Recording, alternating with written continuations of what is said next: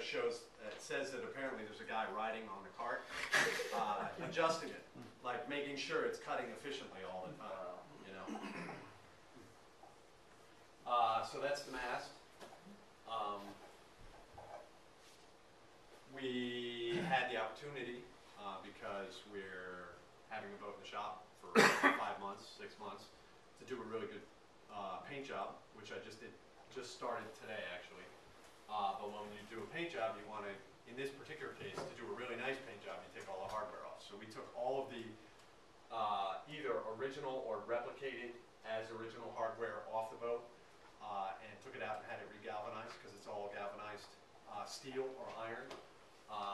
I actually think the only hardware that I can almost guarantee you is original are these two whisker stay chain plates, and these chocks are really old. I don't know if they were on the boat originally. Everything else was manufactured 10 years ago to look authentic. When we restored Priscilla at the museum in Sable, we ended up making all new hardware for that boat too, but we made it the way it was made originally by a blacksmith. So these guys did the same thing. So we took it all out and galvanized it, regalvanized it, because that protects it a little better, and then when it goes on the boat it gets painted, which protects it even more. One of the other jobs that we did was replace all of the serving on the wire standing rigging. Standing rigging is the lines that actually hold the mast up, not the ropes you pull on to make the stuff work, but it's what's holding the mast up.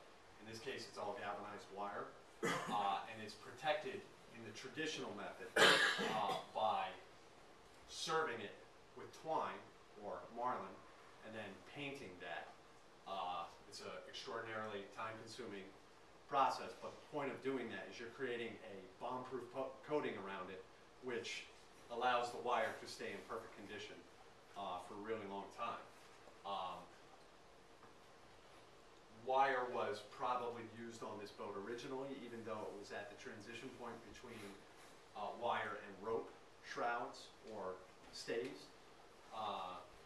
In this case, we ended up having to redo all the serving because it was all in rather sad shape. When the boat was restored 10 years ago, they made a choice to use the traditional tarred marlin, which is actually made out of hemp. Very difficult to find these days. You actually have to import it from Sweden, and there's this whole customs thing because it's a controlled substance and all that. And when you use a traditional material like that, you have to go to extraordinary lengths to maintain it. And unfortunately, that didn't necessarily happen. All the shrouds, the stays on the bowsprit were in excellent. That serving was in much better condition. But the stuff that was way up in the air that was hard to get at didn't see the service that it needed to, and it actually was broken down. So we served it all again with tarred nylon seine twine, which is just a more modern alternative.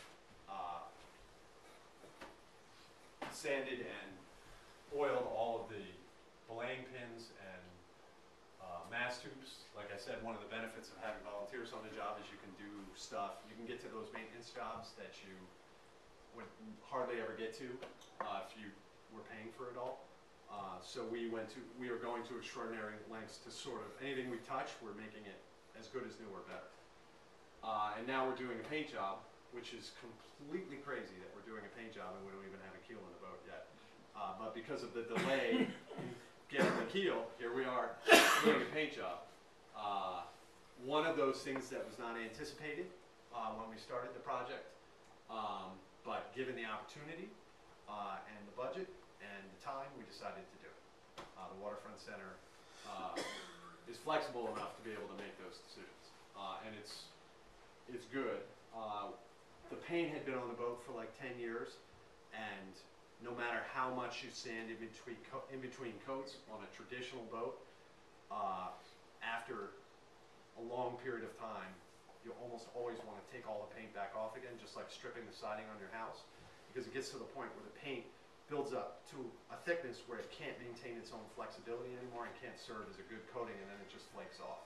So we're just about borderline on that, and We just wanted to make sure that everything underneath it was in good shape, and this is the perfect opportunity, as opposed to doing it outside in the boatyard. You know, a year from now or 2 years from now, you can do it here and make it really nice. Another shot of paint coming off.